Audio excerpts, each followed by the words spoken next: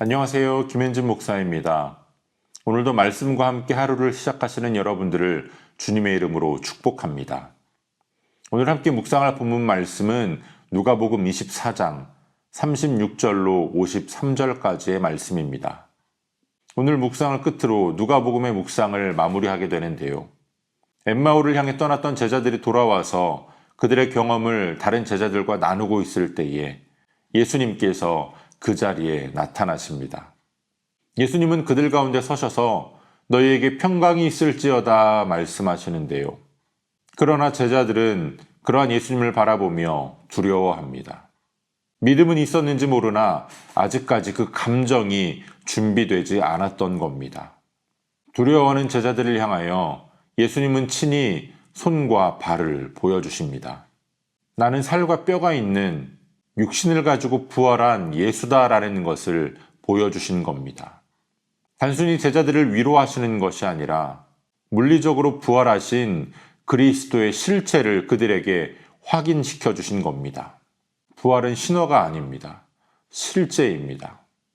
제자들은 여전히 믿기를 어려워합니다. 하지만 의심에 쌓인 것이 아니라 너무 기쁘기에, 너무 놀랐기에 믿기 어려워했던 겁니다.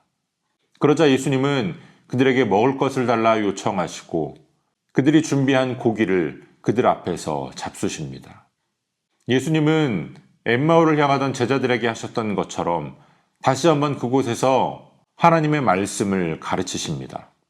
말씀이 메시아이신 예수님을 가리키고 있는 것, 그리고 예수님의 십자가의 죽으심과 부활을 통하여 그 말씀들이 성취되었다라는 것을 가르쳐 주셨습니다. 그리고 이제 회개와 죄사함이 온 세상에 퍼져야 한다라고 하는 복음의 핵심 메시지를 말씀하십니다. 하지만 예수님은 제자들을 무작정 파송하시지 않습니다. 예루살렘에 머물라고 말씀하십니다. 왜냐하면 그들이 그 사명을 감당하기 위하여 그들의 힘이 아닌, 그들의 능력이 아닌 성령 하나님의 능력이 필요하기 때문입니다. 이제 예수님은 제자들을 축복하시며 승천하시는데요. 이제는 더 이상 제자들에게 두려움이 없습니다.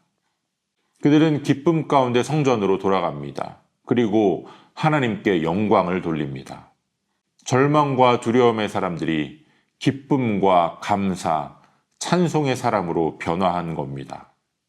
눈에 보이지 않는 하나님을 믿는 것은 결코 쉽지 않습니다. 2000년 전에 벌어졌던 사건을 실제 있었던 사건이라고 믿는 것 역시 쉽지 않습니다. 그러나 제자들이 부활하신 예수님을 만났습니다. 두려워하던 제자들에게 평강을 주셨습니다. 그리고 그들이 성령의 충만함을 입음으로 말미암아 오늘 우리에게까지 이 복음이 전해지게 되었습니다.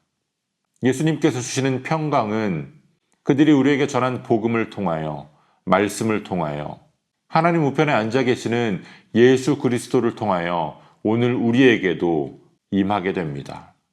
그리고 우리들 역시 제자들이 그랬던 것처럼 위로부터 오는 능력, 성령 하나님의 충만함을 힘입어야 합니다.